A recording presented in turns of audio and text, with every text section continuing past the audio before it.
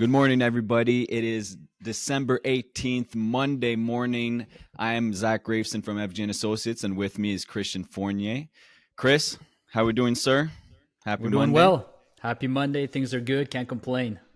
All right. Well, we're approaching the holidays, which is nice. So we're kind of seeing, well, actually, maybe not for you, but for me, I'm kind of seeing it die down where people don't want to talk about insurance as much as they did a few weeks ago. How's your week looking like? You know what? It's people are writing me a bit more for last minute financial planning for the new year. Quick fact, guys. So, reading an article this week, did you know that 76%, and I believe it was 75% of millennials and Gen Zers are actually planning and have a resolution for the new year in regards to finance, which is actually much higher than boomers or other generations. So it's nice to see we're seeing younger people being more implicated in their financial goals because, I mean, two-thirds of them or three-fourths of them have actually a goal or resolution for the new year.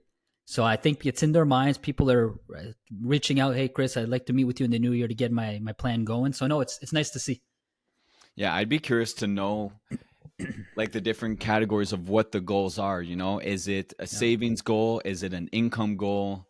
Is it like a professional goal, like getting a promotion or starting a bit or whatever? I'd be curious to see, but that's good because at the end of the day, it's going to be tough for millennials. But I don't want to be negative in this holiday season. One thing I do want to talk about, because we've been talking a lot about quitting our 9 to 5 and hmm how um, encouraging people to be entrepreneurs. But something that I think isn't talked about enough is the opportunities for entrepreneurs. And what's an entrepreneur? An entrepreneur is someone who is kind of creating their name and creating their career within a company, because Yeah. there are people who don't necessarily want the risk, don't want all the liability that comes with starting their own thing, and who are really good at moving up the ranks within a company. um, so before I asked you, Chris, what kind of what do you see for entrepreneurs? What's the opportunity there? I think that one thing people have to make sure they do see if they do identify themselves as an entrepreneur is identifying the right company, because we've all seen either been part of or seen our friends be part of companies where the person above you isn't necessarily the brightest, isn't necessarily the most revolutionary person or whatever. You could just see that it's based off tenure. And maybe those are the companies where it's harder to move up the ranks and you're more in on a waiting list than something based off of merit. I've been hmm part of a company where merit was really big. You earned your positions, and if you worked really hard, you can move up the ranks really fast. But some people need to watch out, because if you're aspiring to be an entrepreneur, well, you got to identify what's the right company for you and where do you see the opportunity to move up the ranks. But what do you think about that? Because we see a lot of entrepreneurs ourselves. What's your opinion on that kind of I other wave for pers- millennials? Personally, I actually think it could be kind of the best of both worlds. I mean, Mm, you have an opportunity where you have a certain stability, the foundations are already in place, and you have that opportunity for upside. Where I'm talking to a lot of millennials, a lot of people our age, Zach, that they're killing it in their small business, medium to small size business. They're doing extremely well. Not only that, they're valued by the owner, and mm, there's actually planning of the owner saying, "Look, man, you're an integral part of this team. We see in you growing with us." And they know that to retain talent nowadays, there has to be more of an incentive than just paying someone, because you could get paid anywhere you go. One of my favorite topics about this, it's Nicholas Nassim Taleb. He's written Skin in the Game, Anti-Fragile, Fooled by Randomness, The Black Swan. So he's got it's his Inserto book cover. So if anyone wants to read more about that, great series of books. But he talks about this concept, Zach, of having skin in the game.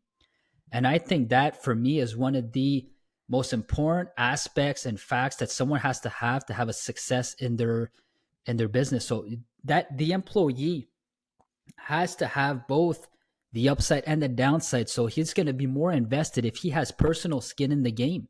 So for entrepreneurs, if Business owners, CEOs can start, maybe splitting off some equity. If you have an equity plan for them, they're going to be more invested in it. So I think it's one of the it's a great formula, and we've actually seen billionaire entrepreneurs. People think, no, you got to start your own business, but take Steve Ballmer, Microsoft. Yeah. He became billionaire, and he started off as an employee.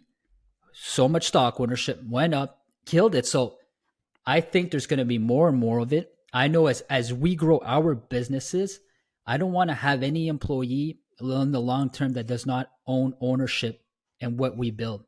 They're going to have that skin in the game. So I think it's going to be more and more prevalent, and it's a good way to manage risk.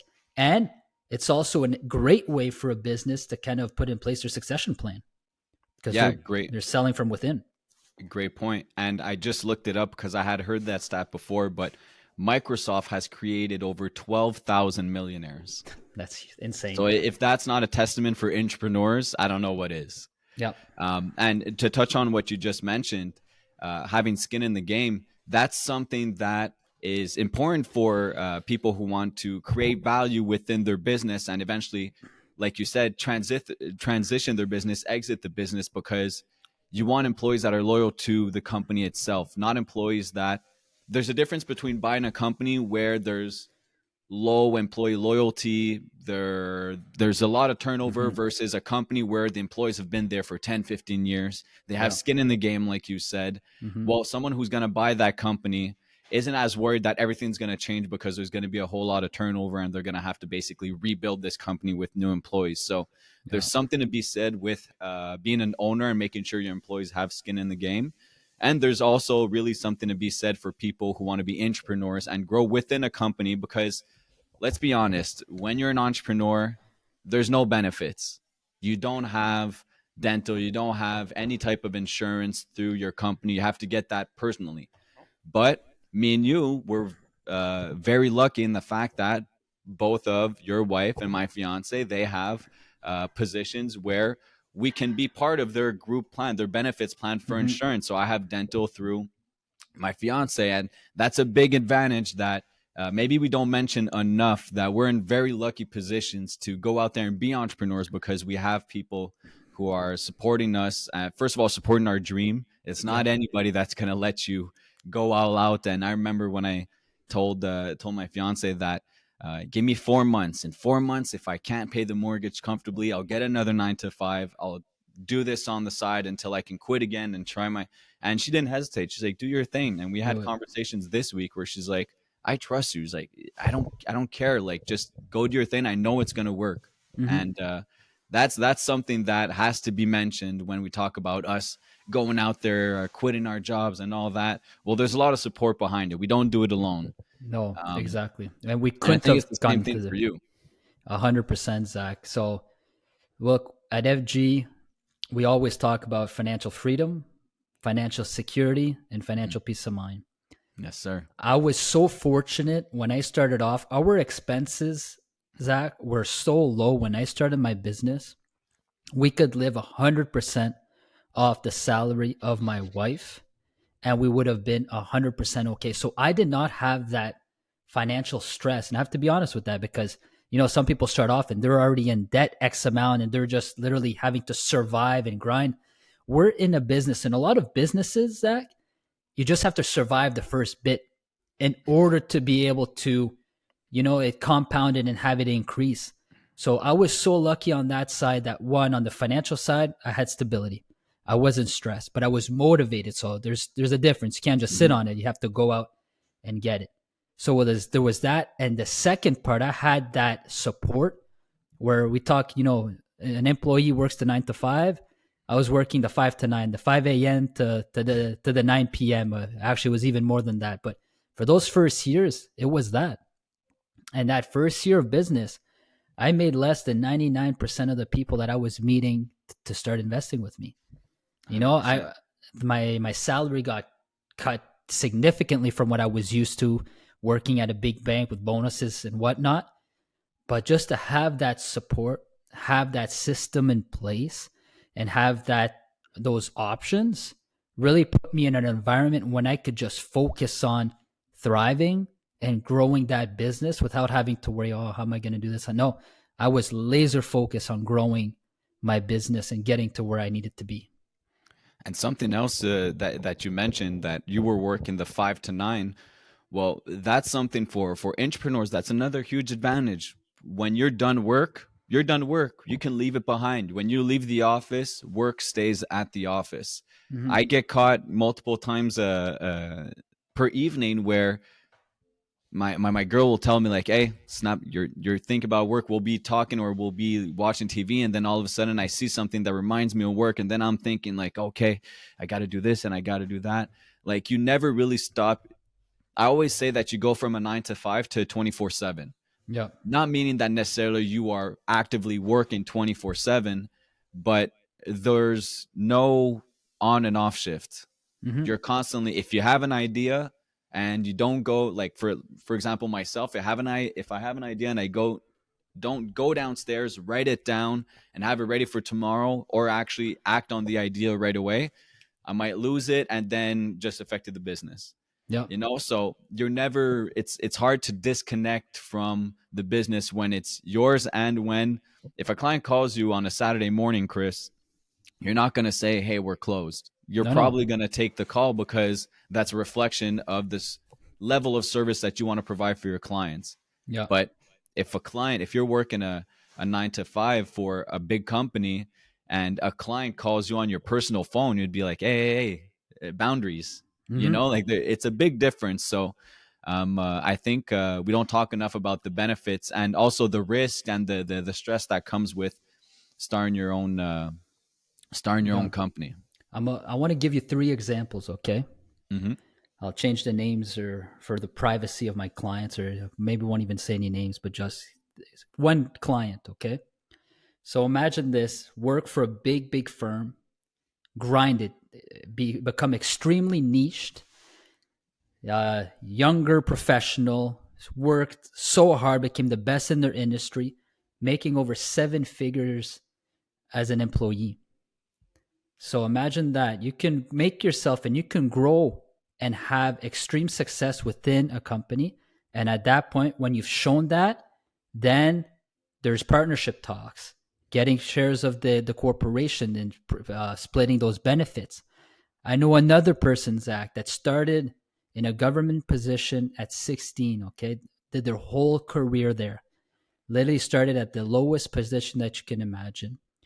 Worked hard because even the government, there's places they'll still value hard work, and people forget that.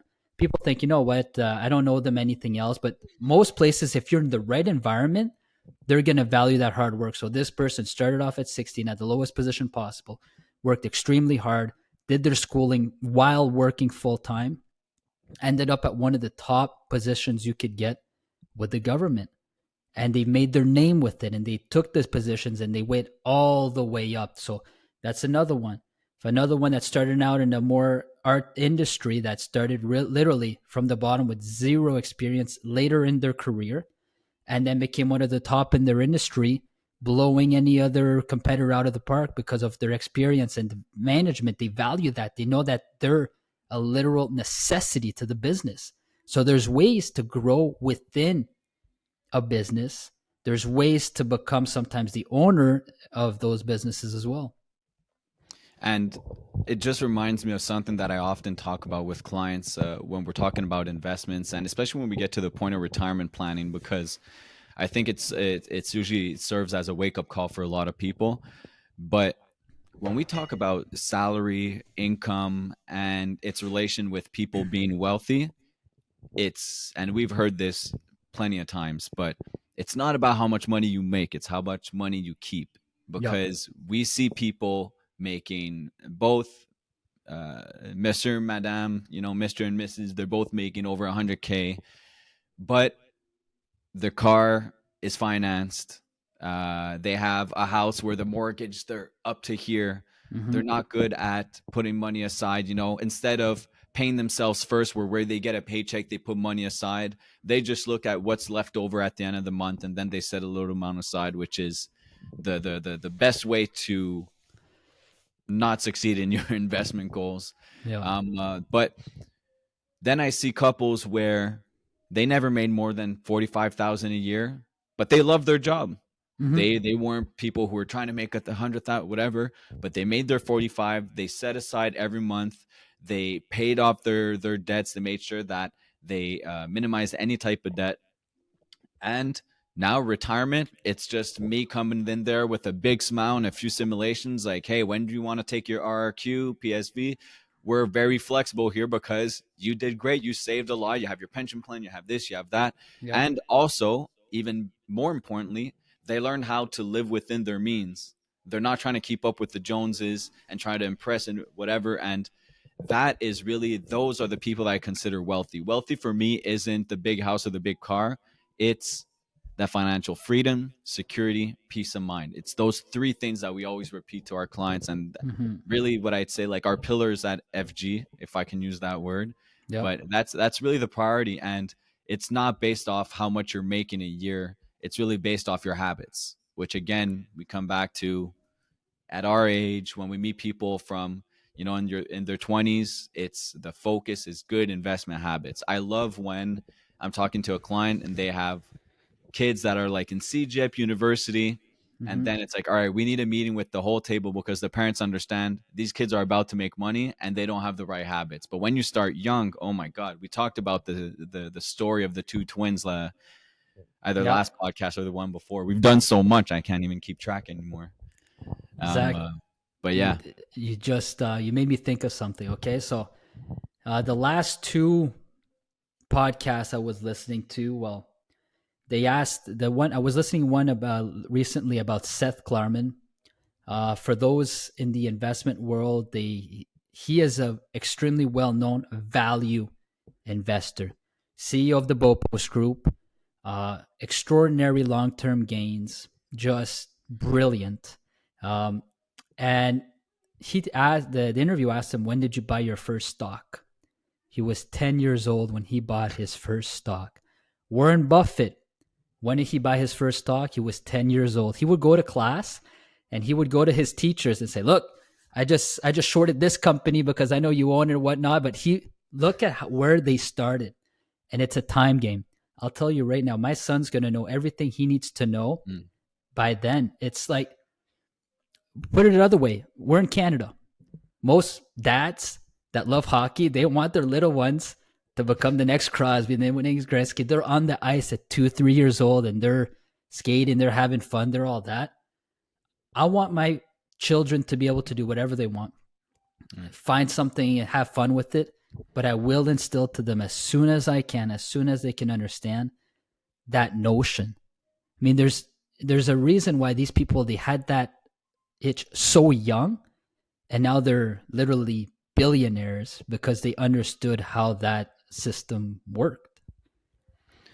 I think, what about we touch on, for those new parents, what Yep. about we touch on what are the things that they should do for their kids? Because yesterday I had a long conversation with a client about life insurance on newborns and the huge advantage. And Yep. I just started talk about life insurance, permanent life insurance with participations, where you're not talking about your kids receiving the money. Now you're talking about your kids' The kids. grandkids. And right away she's like, oh, is that how we see all the generational wealth of Mm-hmm. those families who have so much money and all that? I'm like, yes, it's not. Of course, some of them have successful businesses and they just have a lot of assets that they pass down. But real generational wealth is getting that permanent life insurance with participations where you pay over a 20-year period where it's, I mean, dirt cheap is relative, but Yep. for what it would be if they would take it when they're in their 30s or 40s, it's extremely cheap. And I think we were looking at the investment with the client yesterday, and it was about, she would invest around 13,000 over 20 years Yep. by paying the annual premium. And at the end, if, and this is her kid was around like 11 years old, Yep. and at the age of 65, if her kid canceled the policy, and don't take these numbers for gospel, this is like off the top, but it was around, if they canceled the policy at 65, because I gave her the example, hey, if your kids don't have kids, what do Mm-hmm. they do with the money? Well, they can cancel the policy and go cash in, I think it was a very conservative number, over 250,000. She invested Wow. 13,000. But if her kid who was, who, let's say he's a boy, dies at the life expectancy for males at 84 years old. Well, he was cashing in 1.2 million, and she invested 13,000 Tax free. tax free, which is huge. And now you're going to tell me, well, 1.2 million in 60 years from now isn't going to be the same thing as now. No, but It's it's double. 1.2 million. Are we really going to argue about the value of having 1.2 million for your grandchildren? So on the insurance side, that's one I talk about with parents. And obviously you have to have the means. It's not for everybody. There's also Yeah. budget that goes into that. Obviously we want to protect them for the basic things, but if you're thinking about generational wealth and you can allow yourself to do that, that's a great tool for not your kids, but your kids' kids. But I'm curious Yeah. to hear for you on the investment side. What does your conversation look like with a client when they tell you we had a kid and what should be our next move? First thing, RESP, Zach.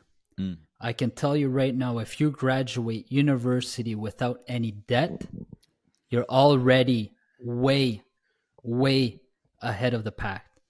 You So can tell me already. about RESPs. So it's a retirement educational savings plan for kids, where the parents could put up to 2,500 per year, and they're going to get a grant from the government on that contribution.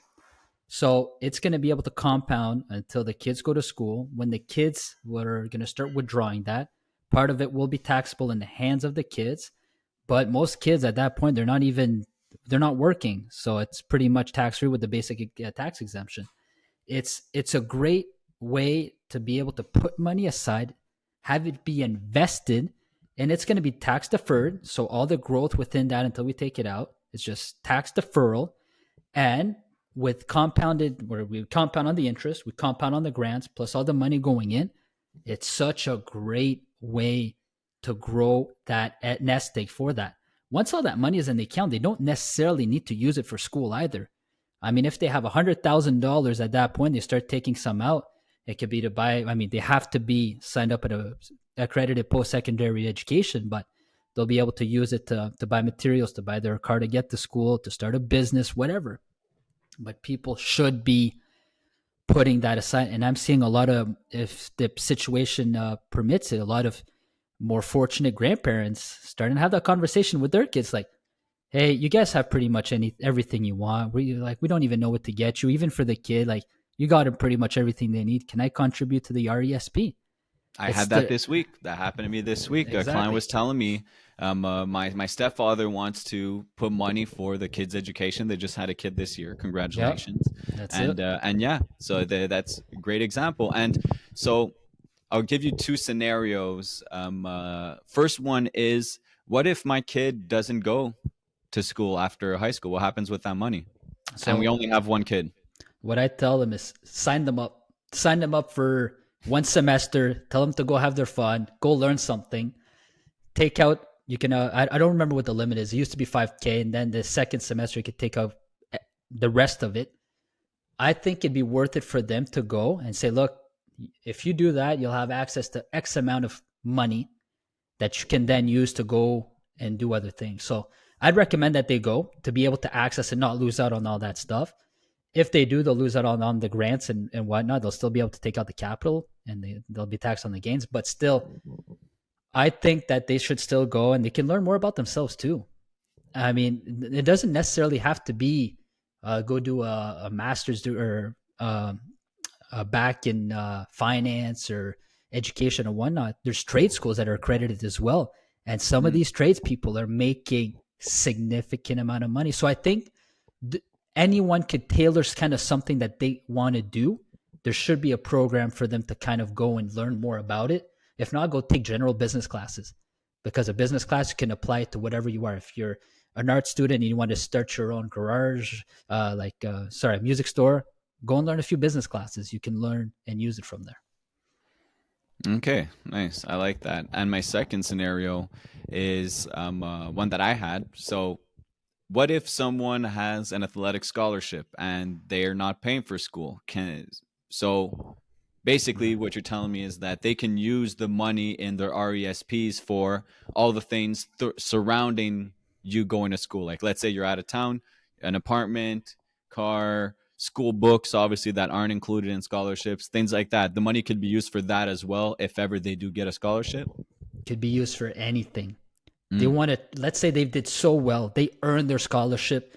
They got it on top of that an academic one. They don't pay anything. Room and board is paid for, and they have 100K in their RESPs.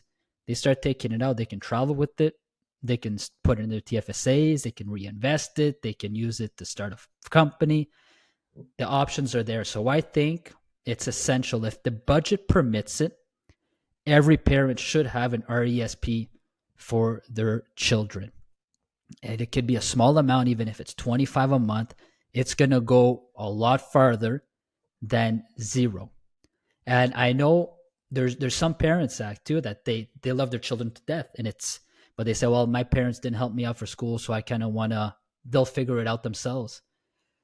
At some point, I think that's personal to anyone's situation, and that's fine because we're not going to tell parents how they should be within their family. But I think at some point, maybe on that side, they should break that barrier and instill something new. Because if their parents do it, what do you think the kids are going to think about when it's their turn? I see mm, with life insurance. I said, look, my parents, they bought me a permanent life insurance when I was born. I want to do the same for my kids. mm. So it's that kind of, they gave me something. I kind of want to do it for my own children as well. So that too, it's something to keep in mind. Yeah, no, I like it. And the sometimes also you could be the one to break the cycle.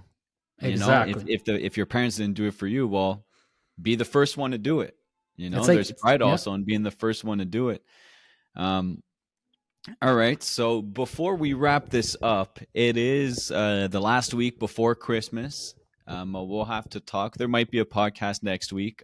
There is one, I believe, that's going to be released this week of our conversation we had last Wednesday with Devin Eaton, that was great. the owner of Albany Valley CrossFit. That was a great conversation. I love that. Devin is a hustler through and through. So I'm excited for that. And in a few days, me and you are having another podcast with Axel Raymond, Yes, who is a sir. tailor in Ottawa, Montreal. Most of this shirt is from Axel. Most of my suits are from him, and you're getting one tailored as we speak from Axel. So I'm excited to talk Can't to wait. him. But before we go into the holidays, I'm curious to hear, Chris, what's on the wish list for this year? Wish list. So, what's us is to see our families. So Kemi's side, my side, my parents are in Ottawa. I'm in Lac Beauport. So there's definitely distance, but they're coming down. So just because to see everyone, I want to read some books. I want to have Mm. a bit of time to just sit down. I don't know if you see it. What's on the reading list? Put the well. Look, a nice little gift from Santa that Hey, actually Santa. came in yesterday. For those listening, Santa Zach. So he sent this book in. So that's on the reading list. I want to finish It is a Unreasonable great book that I Hospitality. recommend to anybody, Yes. whether you're a business owner or an entrepreneur or a student or an athlete. This has been an amazing book. I've loved it. I got it not even a week ago, and I'm about to finish it. This is the first book, and this is, by the way, Choose Your Enemies Wisely by Patrick Bet-David. And this is the first book that I've actually, when in a book they tell you, I'm just gonna throw a random example like, oh, how does this apply to your situation? Yeah. Well, I'm there with book and notebook, and I'm writing things down, and I'm writing pages and pages, and it's really inspiring. It's a great book. But sorry, No, I love it.